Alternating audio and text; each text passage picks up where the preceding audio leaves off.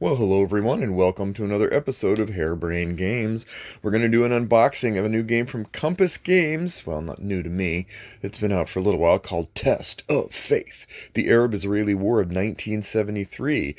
Game designer is Adam Starkweather. From what I read, this is his first foray into dealing with the Arab-Israeli conflict. So we're going to open the box and take a look. First, we have rules of play. This is an important thing. You can't play the game without the rules. I like the format. There's a lot of interesting information. I've read about halfway through it so far.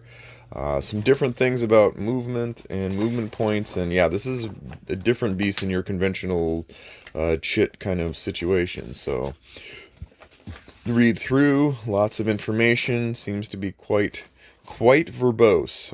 Reading online, it looks like there have been some ambiguities in the manual. I'm just going to read through it and figure it out. Hopefully there's a playthrough someday. I tend to do better with video learning than reading learning, but hey, I'm up for anything. Then we have the scenarios, and each of these is covered in crescendoing order of complexity. So there are you got your different scenarios. Each one goes through, gets a little more complicated, introduces a few more things. This is just how I like it, actually, and stuff. And then there's a playthrough in the back, in the very, very back, extended example of play.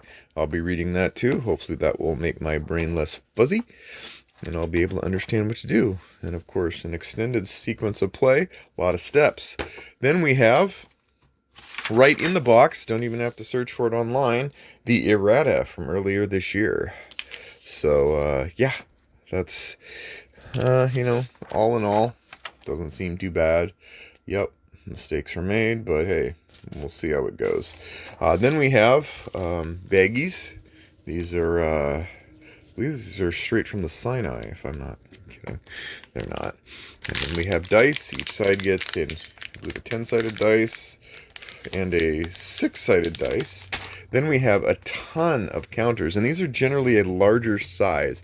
I actually am impressed. I'm very glad that they have this in cellophane to keep all these unit things together. So many times you'll open stuff up and pieces are already kind of popped out and stuff. This is very simple. There's a lot going on here. There's a lot of variance to these units.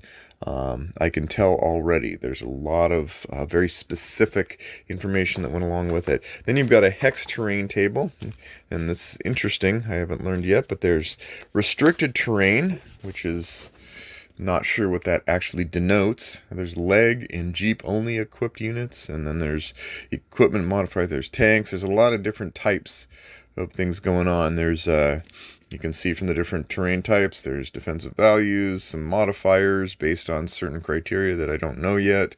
Then you've got the hex side terrain table, and so when you're crossing the hex sides, there's also some different modifiers. Add additional that, plus other terrain. Then on the back, there's an entirely different set of unrestricted terrains. Look at that.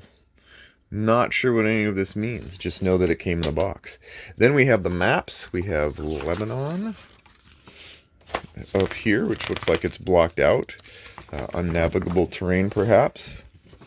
So you can see kind of example. There's 3 maps. This is the one. Lebanon. And you've got the Golan Heights. You've got a lot of detail. Jordan. I guess Jordan's gonna sit this one out, at least in part. Then we have the Sinai Peninsula, where a lot of the other action, I believe, South Sinai, right here. You've got, a lot going on there. Oh, Great Bitter Lake, the Red Sea. Crossing the Red Sea again, are we? All right, and you've got, look at that. This heads up into the Mediterranean.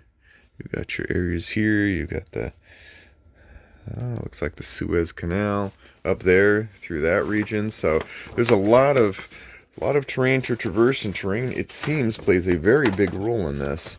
Then, not only do you have that, but you also get Test of Faith Arab Nations air display. So when you get into air combat, this is going to manage your air situation, and then you've got your Arab Nations player aid. Gives you information there. Who's the commander, destroyed units, POWs. And then you have the same for the IAF, as they are dealing with similar circumstances. Same thing there. And then last but not least, you have the general game display. Kind of gives, which is kind of cool, gives you all the ways that you can earn victory points, how you do it, some asymmetry in how that goes. The Arab nations get different victory points. Some conditions merit victory points for the Arab nations that the Israelis do not achieve, then vice versa. And then you get, of course, the October 6th to October 24th, which is almost coming upon us. Can you imagine? It's been almost, what, 50 years next year? Anyway, and that's what's it. Well, that's what you got. That's what comes in every nutritious box of Test of Faith. Thanks again. We'll see you next time on Harebrained Games.